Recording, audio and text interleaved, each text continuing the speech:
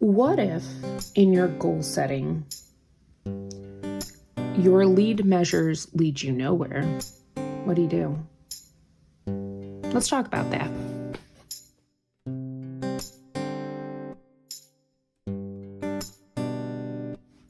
Hey friends, welcome back to my channel, and today we are in my functional composition notebook, my Dollar Tree one, and we've been talking about goals and goal setting and how to goal set and things like that. So I wanted to look at May because this is a great time for me to talk about when things don't go to plan. That has been like the theme of this week if you've seen any of my other videos. If you haven't, you can by all means check them out. But when I started May, my wildly important goal was back to that $460 SV for my Pink Zebra business, okay, and more website orders. My lead measures were IG posts 5 times a week, 2 posts having to be reels, and a story once a week. Monitor the IG views and see if my link tree gets clicked on, okay? I did this one, and I did yesterday. And that is what my scoreboard looks like, because May as a teacher is very busy, especially because for my school district, our last day of school with students is the 30th. The last day for teachers is the 31st. I did not consider that when I made my lead measures. I thought April went so well, we are on the right track. So what do you do? Because this talk is going to be a little bit about why this isn't working for this month and the legitimate reason why it's not working. And then in general, if you notice your lead measure just doesn't help you attain your goal, how do you adjust? So let's talk specifically about Pink Zebra. The one thing I have to remind myself is that I am not a full-time Pink Zebra consultant. I would not even consider myself a part-time Pink Zebra consultant. I am a hobbyist. I do it as a side hustle. I do it when my time allows me to. Because I want to make sure that I am utilizing my time wisely, I have found that weekends, evenings, trying to get those things done is the best time for me to do it. And that little lead measures, like, it's not little, 5 times a week is a lot. 2 of them being reels is a lot. But if I'm wanting people to head more towards my website and I want to make a presence on IG, I know I got to try and be consistent. That's why that lead measure was chosen. Is it the wrong lead measure for me? I think for the month of May, yes. So let's write May adjustments. Okay. I think for the month of May, it's the incorrect lead measure. I don't think it's the incorrect lead measure overall. And we'll get into that. I think because May is such a busy month for teachers, I did not take that into consideration. So my new, or I should say my adjusted lead measure, 1, 2, 3 posts a week. 1 is a reel or a live. Don't worry about analytics. I didn't spell that right. Maybe I did. It's fine. Just consistency. Okay, that's the May adjustment. That's what we're gonna do. That's the goal. Here's why I think this is still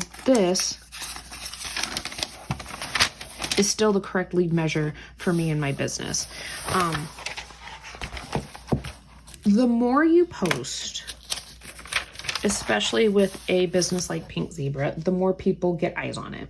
And I noticed that, especially with the reels, and taking the time to produce a reel is important. Now, I may take down the amount of posting so that my posts are a little more quality, or working on doing them as a live because then it becomes a reel afterwards. So that part.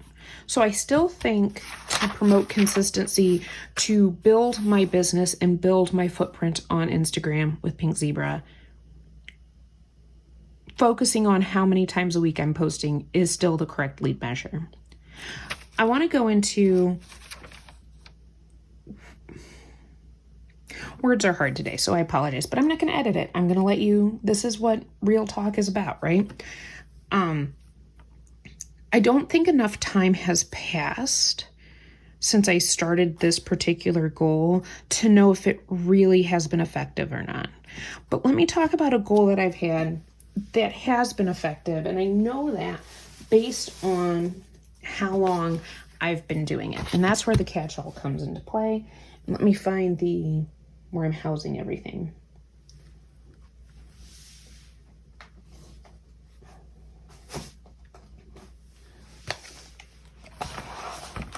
These are I'll zoom you out a little bit.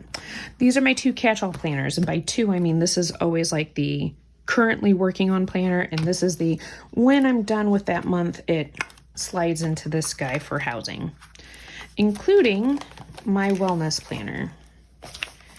I focused at the beginning of the year on consistency in working out.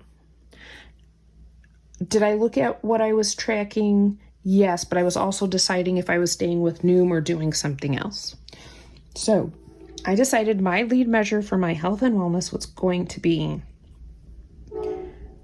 working out and consistently figuring out when I was going to do those things.